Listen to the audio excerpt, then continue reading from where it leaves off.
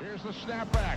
Here's the kick. He's got the leg into it. If it is good, and it is! Austin Starr, a 49-yard field goal, and Indiana leads 27-24. Oh, it's an end around, one to throw. Page looking at the quarterback, and it's a touchdown! Page finds Leno! Penix rolling out of the pocket to his strong hand. Delivers deep down the field. Caught, touchdown! Fried Fogel again.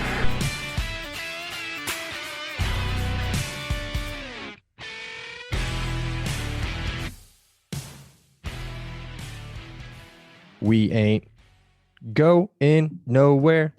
We ain't going nowhere. We can't be stopped now because it's LEO for life. That's right. The transfers can't stop, won't stop. Oh, I kind of screwed that last part up there just a little bit. But that's right. We're here to talk about the transfers. This is a transfer pod, and this is the LEO podcast. Welcome, everybody. I'm your host, Michael Bragg. You can find me on Twitter at Braggley, Braggley. My co-host, ever loving, ever trusting co-host, is on an anniversary trip with his wife. So filling in. You're stuck with me, guys. Yeah. The Purdue guy, the producer, Seth. You can find him on Twitter at, I don't know, Seth5. Seta. Setah5. Block him on Twitter. Yes. So what's going on, man? You want to talk some transfers with me? Yeah, it's better than anything else I got going on. That's for sure. I guess. So, here's what we're gonna do. Kind of briefed you on this about an hour and a half ago, maybe 2 hours ago. So we're going to talk about the transfers individually, just quick, in the order that they've come in. And then we will also talk really quick, super quick, about the people leaving or that have already left. Sayonara, boys. Yeah, and if there were any impact players and what that impact may have been. So let's get right into it. The first one was the wide receiver from Florida State, DJ Matthews. Brandon and I have talked about him a couple times already. I want to loosely use the word wide receiver, words, right? Man, the Diddy, there it is. That's what I needed earlier. That's what I needed. Has really thrown me off. But wide receiver, we'll get there in just a second. He's 5'11", 170, Florida State transfer, 2017 Army All-American out of high school, ranked as a 4-star kid. Number 8 overall in the wide receiver class for that year, which included Donovan Peoples-Jones, T. Higgins, Jerry Jeudy, Henry Ruggs, and Devontae Smith. That's right. I said Jerry Jeudy, Henry Ruggs, and Devontae Smith, all in the top 10 in that class, all went to Alabama. Roll damn Tide. Oh, wrong pot. Damn it. I don't know my place. That's one of your other front-running pods that you're on.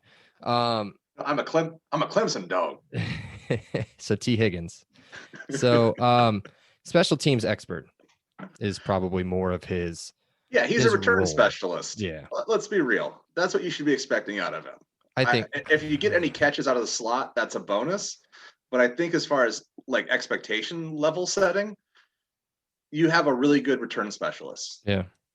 I saw a highlight of him today when I was looking through some stats where they were down 30-3 at Florida, and they ran a wide receiver reverse pass with him, and he made a pretty incredible play. Very Brett Favre, Pat Mahomes. I guess that'd be more TikTok generation comparison, where he just kind of, I don't even know. It wasn't even like a shovel pass. It was like a chest pass almost. It went 25 yards at the end of the play. The pass went like 10, but it was pretty impressive. Check it out. Okay. If you get really bored. As far as his receiving highs for his career in 2018, he had 41 catches on the season. And in 2019, which was the last year that he played, he had 3 touchdowns receiving. So I'm hoping we see him a little bit in the slot. If not, we can go back to our wide receiver pod and I don't know, stick David Ellis back in the slot or something. I just assumed he would get back in, just plug and play, but maybe not. Definitely going to feature in the return game, from what I would understand too. So Yeah, and depth isn't an issue at wide receiver for as far as you guys are concerned. I don't think so. especially not It's after last weekend. yeah. The next person that came in, Zach Carpenter, offensive guard, center combo kid, 6'5", 320, transferred in from Michigan. Not a very high rated recruit, but had some big time offers. Clemson, Michigan State, Oregon, Ole Miss, kind of the highlights in there outside of Michigan. He's from Ohio, did not get an Ohio State offer. So I'm assuming that would have been an instant trigger had he have received one of those. Appeared in 5 games last year. Started 3 on the, played 3 of them on the offensive line. So 2 must have been maybe a special teams. I guess they don't consider that a start. Maybe probably field goal team. 2 starts at center. So I think that's who we're going to end up plugging and right into center, unless Dylan Powell's still around. Maybe I should check that, considering I am on an Indiana football podcast, and I think I know a lot about this particular team. He is still around. So Dylan Powell may be there as well to mess with center. But either way, I think they're going to switch in between the two and figure that out. He should have 3 years to play 3, unlike DJ Matthews, who is going to be a 1-for-1. I'm going to say what I think that they should have. Again, just keeping the tradition of the last 2 months worth of pods. I have no effing idea how much time they have left to play anymore. So if they're ready to go, I guess it's their time. So one person I do know that just has 1 more year left to play is the next one in. That's Ryder Anderson, the Ole Miss transfer at defensive end, 6'6", 266, had 42 tackles last year, 18 solo. So, when you're on the defensive line, you share quite a few tackles, 2.5 sacks. Both of those were career highs. Would have liked to see that sack number up, but as we were laughing our way through the Outback Bowl preview, he did play for maybe the worst defense in the history of the world, and we scored 20 points against them. So it'll be good to have him in either as a depth option or an immediate starter. Our number 7 transfer coming in may take that playing time from him, but we'll see. I think he's the guy who has the most, at least of the D linemen that we're going to talk about, the most plug and play instant impact ability. The size, he's got tons of experience, the burst that he has, the experience, exactly. And he's coming from the SEC. So even if we want to, again, hotty toddy, definitely not the best defense in the league last year, but he's been playing against SEC offensive linemen for 3-4 years now. Yeah. Big Ten country. We hate to admit that, but there's probably a good chance those are a tier above what he may be facing. If not quicker. Now, maybe not a tier above, but definitely a different breed of offensive line. Sorry. Good point. Yeah. Yeah. Yes. So, I mean, almost every team, maybe outside of Rutgers, or Maryland, the big hog mollies instead of kind of the big zone boys. spread. Yeah. Which the SEC tends to, some are power, but most of them are more zone read schemes. Yeah. So, I think he'll have an impact this year. I think all 3 of the first ones will have an impact. The next one coming in is kind of a luxury bring in, almost legacy. A package deal, a legacy deal. Yeah, kind of. Dylan McCullough, the second, following his dad from Miami of Ohio. His dad's coming from the Chiefs back home to be the assistant. I think he's the assistant head coach or associate head coach, and the IU running backs coach. So Dylan McCullough, his son, Dylan McCullough II, 6'1", 195, Miami of Ohio transfer at safety. No stats last year.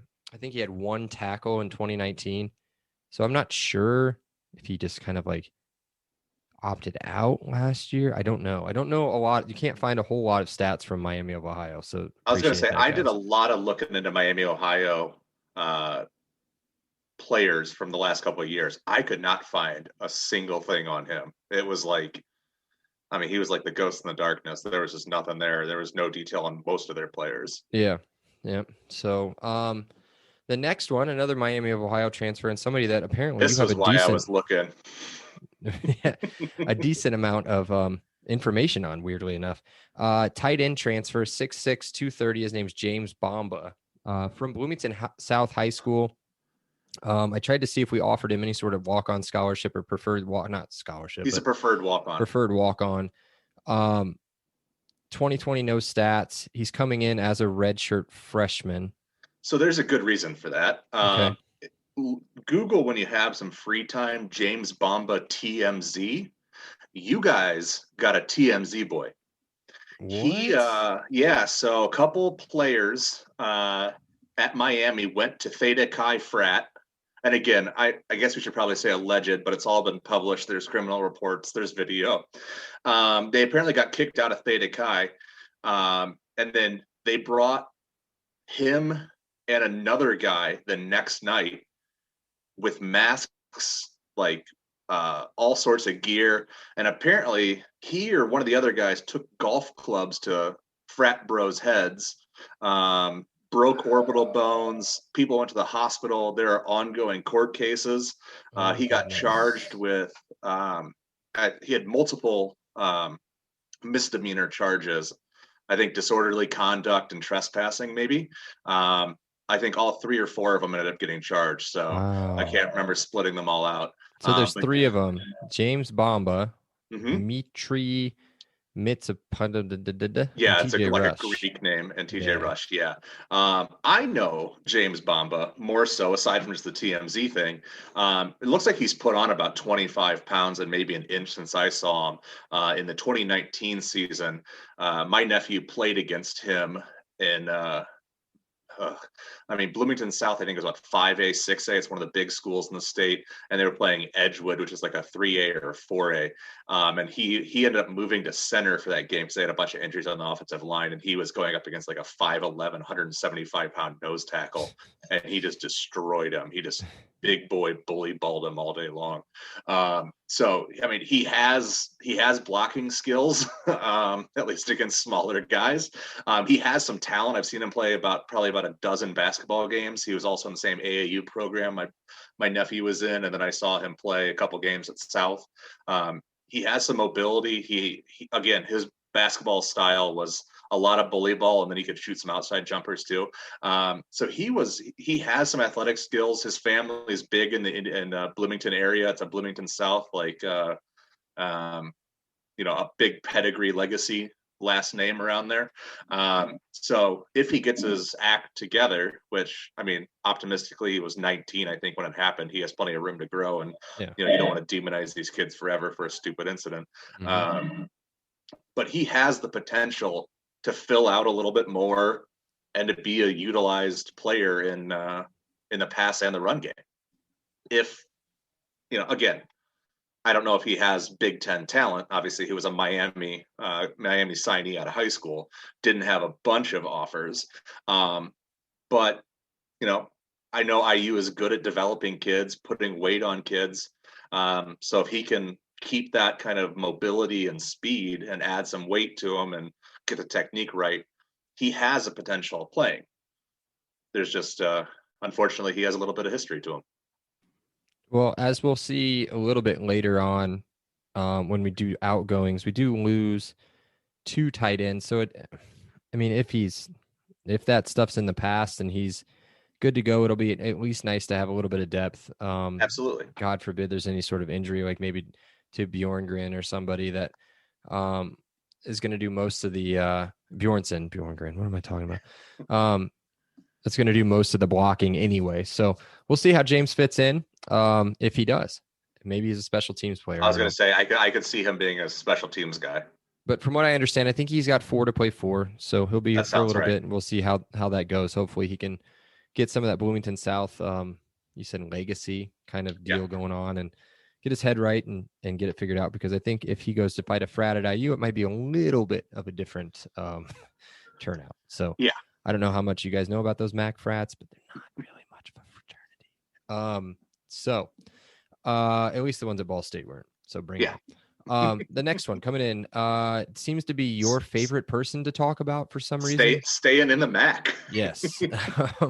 A defensive tackle depth ad is what I wrote here. 6'1", 190. So he's just a mountain of man meat. from Northern Illinois, Weston Kramer. Sorry. I believe he's another one that's going to have 4 to play 4. No real stats to talk about. And no. Does he have, I think he's done. He's a graduate transfer, I think. Yeah, I thought he was a grad transfer. Not a whole lot of stats. Yeah, not a lot of detail at all. I So saw just his, a I saw his depth ad. picture. Yeah. That was probably my favorite part. He looks like a defensive tackle. Just a mountain. Yeah. I mean, he's 6'1", 290. You're all you're doing Squatting. is you're just a block. What do they call it? A block magnet eater. or something? Yeah, block eater. Yeah. He's the guy you want a guard and a center having a combo block in order to free up those linebackers to scrape and to read and scrape. Sure. So then I kind of want to skip the next two and save them I'm going to save them for the end. Okay. No, I'm not. We'll just talk about them. So the next two that I'm going to talk about are who I think will have the biggest impact immediately. The next one that came in was the defensive end out of Auburn, Jaron Handy. He's 6'5", 255, ranked as a number 7 overall strong side defensive end in 2019 as a composite from 24/7 Sports. Should provide, from what I read, he should provide what we've been missing for what feels like 10 years, which is a pure athlete off of the edge. Coming out of high school, I believe he was 6'5", around 270. So he's leaned out quite a bit, which is what we need. He had 1 sack last year.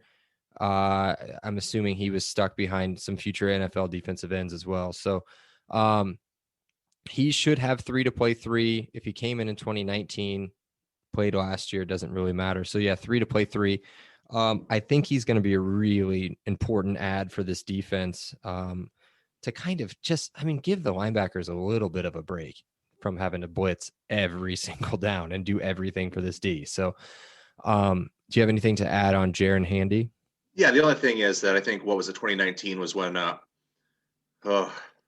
was that Auburn versus Purdue in Was the that bowl game? Music City Bowl 2019? It sure was, I think. All I know is their line was stacked that year, and from what I believe, well, at least where I watched last year, I thought they were stacked again. So, again, don't have any details on him. I'm assuming that his issue was just not seeing the playing field because there were pros kind of all up and down that line. And what's funny is when I was doing some research on him for the pod, I thought about all of those rumors of Tom Allen, like the plane tracker going from Bloomington to Auburn and like all of that stuff. Oh, Tom Allen's going to Auburn. He's going to go to Auburn. He was going to Auburn, but he was going to get Jaron Handy real quick. Getting Jaron Handy, bringing him on back. So that'll be a real nice ad, I hope. The next one that should be an immediate impact kid, please, if he can stay healthy, which we've seen what he can do if he can stay healthy, is Stephen Carr. Former 5-star recruit out of USC, 6 foot 195 at running back, 2017 Army All-American, number 3 overall ranked running back in 2017, which had players like Najee Harris, Cam Akers, and DeAndre Swift, all 3 in the NFL. Najee Harris just got drafted, right? Yes. By the Ravens, maybe? I think he was late first? Yeah. So, I mean, from everything I read, this kid was supposed to be a surefire NFL running back, but he's injury prone. So with some pretty serious back issues from what I could see. On a lot of the highlight tapes that I've seen, he's shifty, but he's not like, I don't think he has top end Tevin Coleman speed, but he's not slow. He looks big when he runs. He almost runs upright, which is not great. But when you see him move, it's like these dudes are just flying by him. Like what do you square on PlayStation? Yeah. To just dive tackle. It's awful looking. So speedy back, shifty, good feet, can catch out of the backfield, and should be a perfect complement to Samson James. Samson James is kind of the whole package as well, but more of that power back.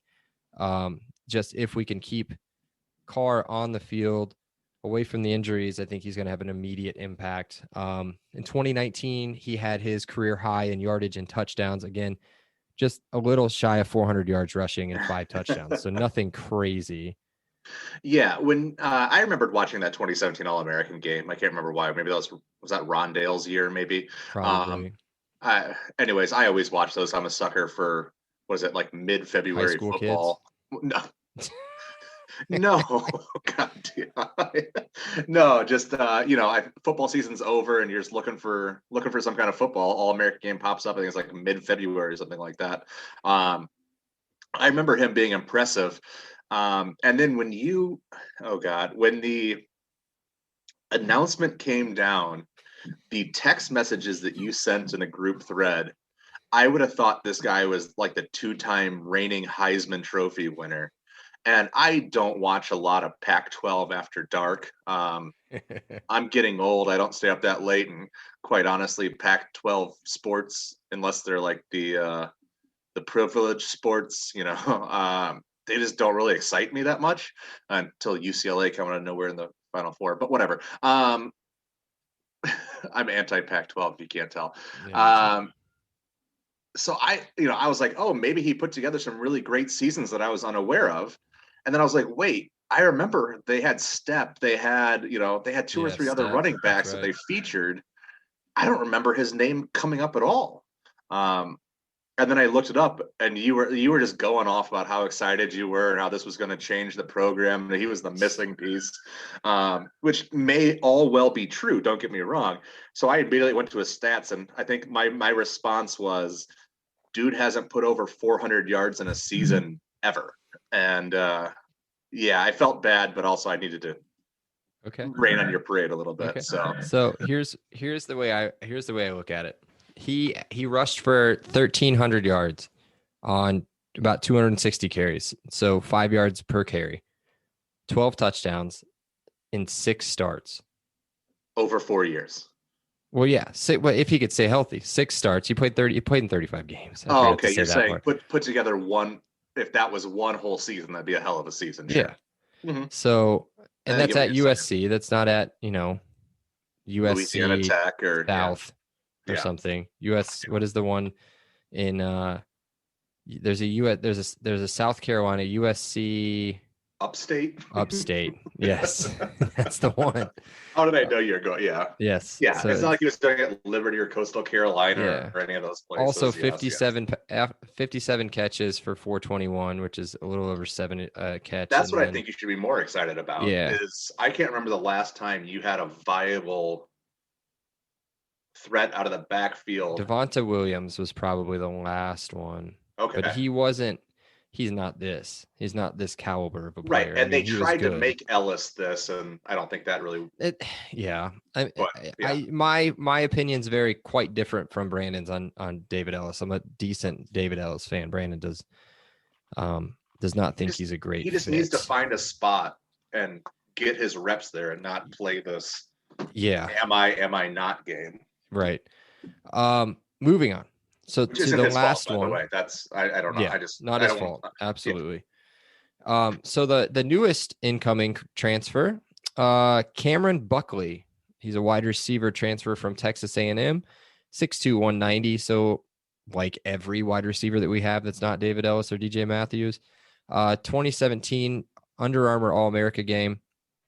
Had some good size offers outside of Texas A&M, Auburn, Iowa, Miami, Florida. TCU in Texas. From what I've read on the Texas A&M website, he can play outside, but slot is kind of where they tried to fit him in. I don't think he fits at 6'2", 190 in the slot at IU. Not usually, yeah. No. So, but everything I've read as far as he goes, good athlete, but not super speedy. He's not big enough to be like your Megatron, Julio Jones. Right. But he's got great hands. So whenever I think about that, I immediately think of Ty Freifogel. TFF. Yeah. Like it's just one last name. Immediately think of Ty Freifogel. So just to get into some of his stats real quick. Career highs, 2018, he had 34 catches and 474 yards. And his touchdown career high was 3 in 2017. So again, this is not. And this kid, as far as injuries go, from what I could tell, were not too big of an issue. Texas A&M's loaded. Yeah. So Oh, yeah. just stuck behind some really good players or got jumped up on the depth chart. So Yeah, he was one of those guys that when he announced, there was a bunch of Gig'em Aggie fans who were, this is always kind of, I'm never sure how to read this. They're like, you're going to get a guy who's going to work really hard. And they were all like wishing him well. And you're always like, are you wishing him well because you're glad he's gone? Or are you like, at least he's going to work hard. Yeah, he doesn't have anything else to him. Or are they honestly like just happy for the player? It's always a tough read when you get those kinds. But they were really like, they all seemed to really like him. There wasn't any like when you have a player animosity there. Yeah. Like, so I can't think of any, and I'm not trying to be a smartass. I can't think of anybody off the top of my head for you as a specific example at Purdue, but if you have somebody that started or played for you for 4 years, just trying to make his way up the depth chart, just couldn't do it, ends up graduating, and is going to come in as a graduate student. Jared Sparks. You want him to do well, right? You don't hate him. Hey, look, you've graduated, you're moving on. Yeah. Good for you. Thanks for your 4 years. So yeah, we had a guy, Jared Sparks, who did that. Came in as a quarterback, transferred to wide receiver. Sorry, didn't transfer. Transitioned to wide receiver, and then just we kept recruiting guys over him. David Bell, Ahmad Anderson. We had all these guys come in. Rondale after him, and now he's, I think, at Louisiana Monroe. And like, I think his brother, he had a brother who was at Missouri. They played head to head, covered each other, and now I think they're both at ULM. And good for them. Like, I hope they tear up the Sun Belt. So like a perfect example of like not doing that. And again, I don't want to rip on kids for transferring out. I'm not going to do that. That's not my gig. I just wanted a decent transfer or like transition into the outgoing players. So the first one on the outgoing players is a 4-star wide receiver from last year, Rayshawn Williams, who we all kind of had pretty big hopes for. Understood that he was probably going to redshirt this year. The kid was skinny coming out of high school, needed to add to his frame, had a decent size frame to do it, but was being jumped on the depth chart by under recruit rated players like Javon Swinton and such. So Rayshawn has transferred. He has moved on to a junior college that I do not have listed. And I'll get into what I think about some of these players and if we're going to really miss them or not. I don't think we will with Rayshawn Williams. I mean, maybe down the road, but bringing in somebody like Cameron Buckley just kind of fills that hole immediately. So the next one is Tremar Reese. He's transferring, but he doesn't know where he's going yet. A 2017 3-star defensive end. Didn't see the field much.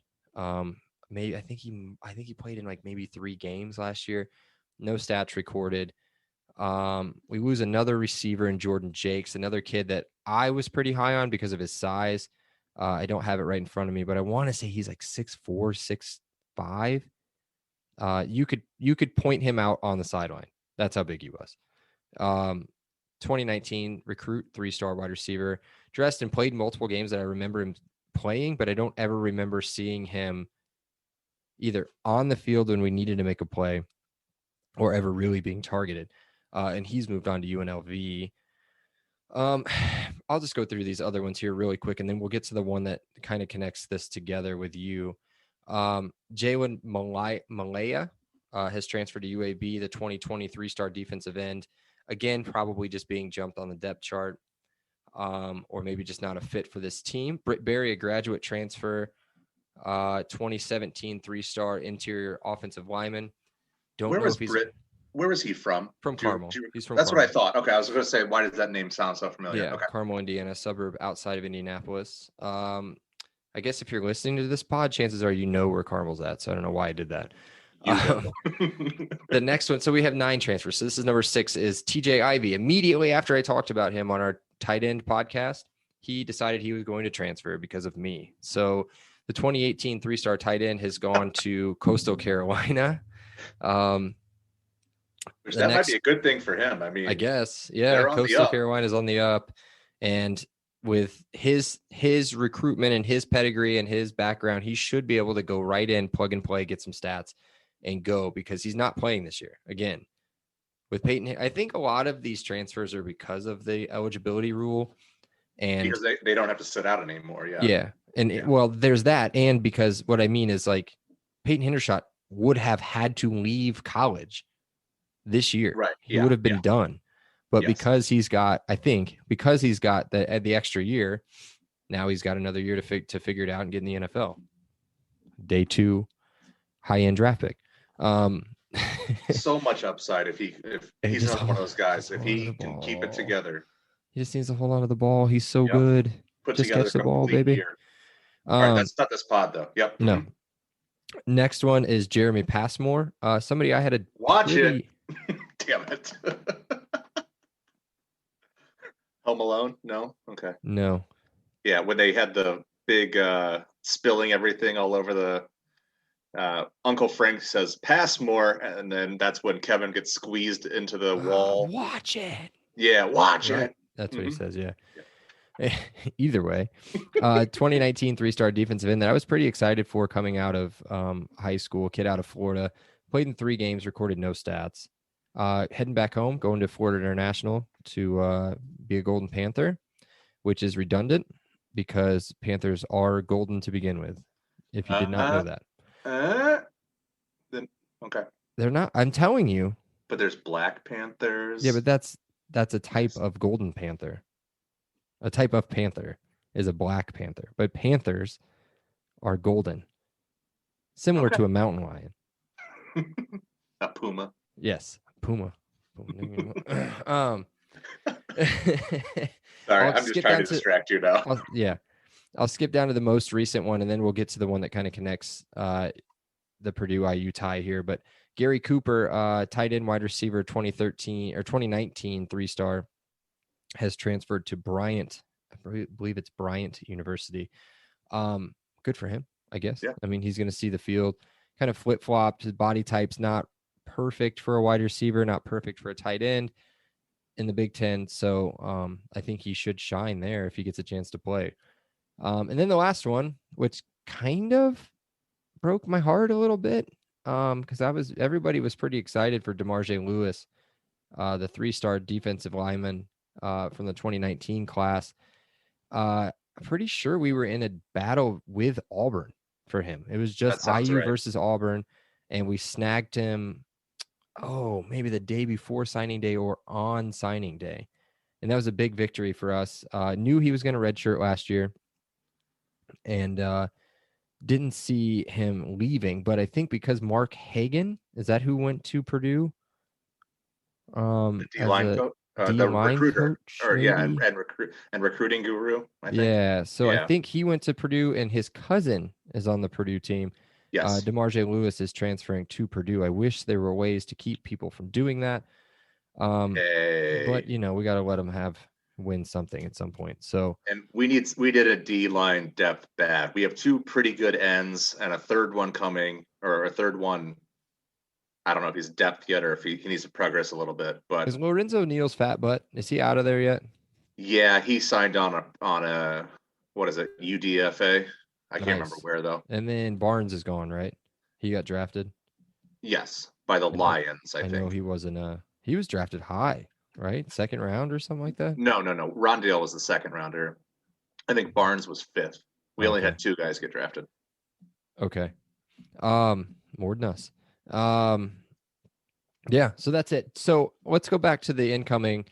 Do you have one particular player that you think is going to make an immediate impact, and who would that be? I'm going to go who you need an instant impact from. And I have it between 2 guys. I wanted to, I know we've talked about Ryder Anderson before, but I think D line, you can make up sacks between as a unit. And return specialists are great. And I have it narrowed down to, I'm just going to go ahead and pick Stephen Carr. He's the guy you need. Again, you can kind of plug and play along the offensive line a little bit, but you need, with Stevie Scott out of the picture, that's who you need to offset and to really take a lot of the pressure off of Penix. Because I've seen some pictures of him lately. He looks good. He looks ready to go. He looks like he's, bursting at the seams to play. But if you can augment any of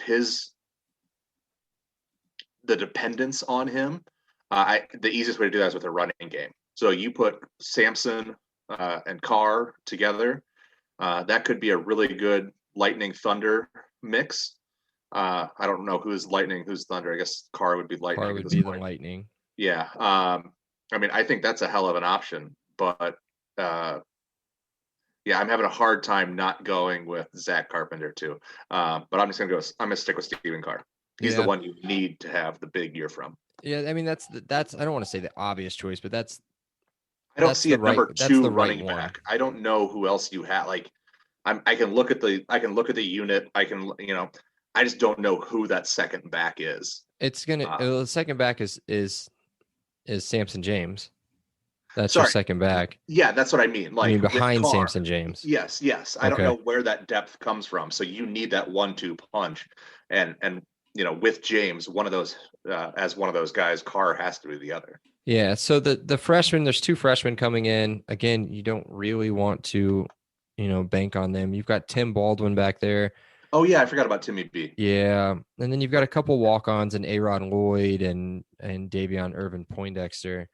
But maybe that's the problem, is that I forgot about Timmy Baldwin. Yeah, Tim Baldwin is.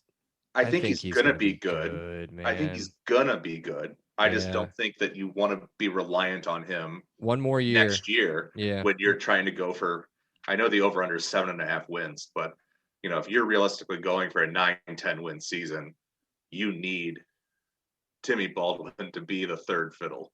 Yeah. Again, that's Tim not nice. an insult. I don't want that to come off as any kind of. Yeah, I get it. No, I get it, because I agree with you, and I think that Steven Carr is a perfect person to have in front of Tim Baldwin. So somebody that has. Thank you. Yes. Make fun of this all you want, I guess, but has the experience, has been there in college for 4 years already, has played at a major university, has done all the big time stuff, and is similar. Weird enough, if you just look at them, don't look at anything else, just look at their faces. Steven Carr looks like a monster. Like Steven Carr looks like a defensive end. I don't know how else to say that. I guess it's a compliment, I think, because then when you see him play, he plays more like a Tim Baldwin, like a shifty, like it's fascinating to see. If you haven't seen his highlights, they're pretty impressive from the time that he was on the field. So this is where we're going to disagree. Okay, I was going to say reverse it here. I need to hear what you, because you think I went with the obvious choice. So I think DJ Matthews is going to make an impact. Okay. Whether or not it's at receiver as Again, well. If he returns he's a one big punt, one kickoff for a touchdown, or flips fields in a big game. It can't be against Idaho or Western Kentucky or Rutgers. I mean, maybe right. I mean, a Big Ten win's a Big Ten win, so we'll take it. Yeah. But I get that. And then as far as I just texted Brandon on his anniversary, sent him the video of James Bamba. Oh God. In his fight, and he just sent back, "That's our tight end." Oh no. That's nice. He's really missing this pod. He really wanted to be on this one, but I was like, we can't let the people wait. So, and then as far as outgoing, honorable mention is Zach Carpenter, right? Is Zach Carpenter? Yeah, I mean, that's nobody wants to talk about offensive linemen. Right. That's why I did. It's not sexy. That's why I didn't pick it. Yeah. And then outgoing. Who do you think? I mean, I think yours is pretty obvious who to pick. That's the only one to me. That's the only one that we're going to miss is DeMarge Lewis, I think. Oh, I thought, okay, yeah. I had it between him and Rayshon, just because of the potential that Rayshon had, maybe. But you guys have depth there, so I don't think it hurts you as much as it's going to help whatever JUCO bounce back he goes to. Like, I can see him showing up at Colorado, in 2022, and them desperately, fitting in perfectly. So I don't get excited about 4-star wide receivers anymore. Like, I just don't. No. Because if you go through IU's all-time commits, you've got people like Taj Williams, never played for IU. Dominic Booth, barely played for IU. Rayshawn Williams never played for IU. Like there's some big time recruits that we've had, like Jonah Morris never really played for IU. That we've had that, and only at really that position, that never really made an impact at all. It's So one of the weirder rated from a scouting perspective positions that you would think would be easy, but they get wrong. I don't say wrong. They mischaracterize a lot, and I just don't get it. I don't know. I think size and speed of high school versus college eats up a lot of these kids, and I think some of them. I know wide receivers tend to be stereotypically diva positions, so you also maybe have some guys who may have some work ethic issues or some ego issues. Again, I'm not saying that's Rayshawn. I don't know him. I'm just spitballing here about why, because we had the same problem at Purdue, where some of our biggest 4-star guys ended up being our biggest bust because I think they think they've already made it. yeah, and not to steal Brando's randos here, which we don't have any. I really apologize. I waited until the very end of the pod to tell you that we don't have them. Okay, so if I were to tell you, hey, you can have the same stats, same height, same weight. You can have a 3-star wide receiver from Florida or Texas that played in a similar league to a 4-star wide receiver from Michigan. Honestly, which one would you rather have? I would rather have the kid from Texas or Florida. Why? Oh, of course. Yeah, because yeah. the talent that they're playing every week should be better than what you're playing in Michigan every week. Yes, but I think there are. I mean, as a Purdue fan who recruits heavily out of all 3 of those states, and I think we just brought in a couple of guys from Michigan as wide receivers. I want to push back on that, but yeah, Okay, I mean, Iowa, a 4-star wide receiver out of of Iowa. course, yeah, when they play 7-on-7, yeah, sure. Yeah, of course. I think the generic, obvious answer is you always want a guy from one of these marquee California, Texas, Florida states. 9 times out of 10 over a generic guy with the same ratings out of Michigan or Minnesota or Wisconsin or Iowa, as you said. I think Gotcha. that's yeah. Same thing with Indiana. Even like an Indiana 4-star too. kid. Yeah, like I played with an Indiana 4-star kid who went to Notre Dame, and he ended up being the best in Notre Dame history until Golden Tate came along. But yeah, you never know what you're getting because of the day in day out talent that you're facing, like in Texas and Florida, where there's tons of 4-star, 3-star, a few 5-star guys on almost every team. It feels like. So speaking of day in, day out talent, let's boy. talk about this podcast sponsor, the Monon Track Club. The Monon Track Club is Indiana's running brand built on a deep love for the sport in the Hoosier State. They craft products, tell stories, and create experiences that aim to celebrate, support, and add to Indiana's running culture. I'm not going to do all that running stuff again, whatever, sick hoodies, sick t-shirts. So check out the link in the show notes, mtc.com, monontrackclub.com. That was incorrect for me to say MTC. monontrackclub.com. Use the promo code LEO10. That's LEO, the numbers 10 for 10% off your purchase. Support an IU alumni-owned small business, and check out some pretty sweet merchandise with some new stuff that I've already seen, believe it or not. Spoiler alert. That's not on the website. I can't tell you any more than that. He made me verbally sign a non-disclosure. I actually had lunch with him today. He may have some more exciting news coming along. We're not going to talk about that. I know. I'm just very happy. A new potential sponsor for the pod down the road. So very excited for him. That's going to do it, man. That's going to wrap this one up. Brandon will be back next week. We will get into, I believe he wants to talk about official visits, which start on the 10th. We just got some good news. Let me check it out. Let me get it for everybody here on the pod. We have a quarterback coming in from Texas. Let me get his name here before I get it wrong. You don't need a name. Quarterback, Texas. Good to go. Quarterback from Texas, not named Drew Brees. Colt McCoy. or something. I don't know. Sam Wait, when Ellinger. I guess they do start on, I think he's coming on the 10th. I believe. No, he's coming on an unofficial, so I'm not going to be able to find it on the website.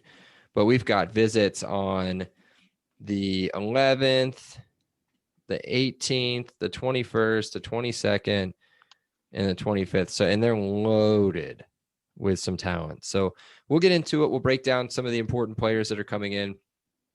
At least get the names of everybody coming in shouted out at least once. I don't see any 5-star quote unquotes coming in, but multiple 4-star recruits that are going to be making their way in from Florida, Texas, pretty much just Florida and Texas, a couple Ohio kids coming in as well. So we'll get a little bit more in depth with them. And then eventually Michael's over here working on a little bit of an interview possibility. Oh boy. So we may have a former player on to talk about stuff like that, maybe official visits. I will see whenever he wants to come on. So we'll give him a ring and we'll get him on the pod. Either way, Brandon will be back next week. Brando's Randos will be back next week. I will be back next week. Seth may be back next week. We'll see. I'll be on mute. On mute. He'll be on mute looking up stats while Brandon and I fight with each other about David Ellis. So until then, we'll talk to you later. You know what? I almost forgot to do the really important part, and that is for you guys to check us out on Facebook and Twitter. We're at facebook.com/podcastleo and on Twitter @podcastleo. Also follow, don't subscribe, not a thing anymore. Download, rate, review, please. Just there's another podcast that I do with Seth, okay? And we said this yesterday. You don't have to like us, okay? But we love you for listening. Thank you very much. Leave us a crappy review. I don't care. Just give us 5 stars. I have 5 a stars. spot. Make fun of it. Go and for then it. just make fun of us in your 5-star review. So if you do that, how about that? If you do that, we'll shout out. And then eventually, once we get merch, I will save your name and I will give you a t-shirt. How's that? And we'll give you vaccinated hugs and kisses. Yeah, we'll do a tailgate thing. Hugs and kisses all around. Okay. Until then, we'll talk to you next week. That's it. Say the ending. No, I'll say it. Elio. Elio. Elio. Awesome day. Elio. Thank you so much, Rick. I appreciate that. Elio. All right, great. Elio. Appreciate you guys. Elio. You're welcome, Dave. Have a great day. Elio. Have a great day. Elio. Appreciate you being here with us. Have an awesome day. And Elio. Oh, thank you so much. Elio. Well, thanks so much, Elio. Hey, thanks so much, Mike. Appreciate that. Elio. Appreciate you guys, man. Have an awesome day. Elio. Awesome. Elio. Elio.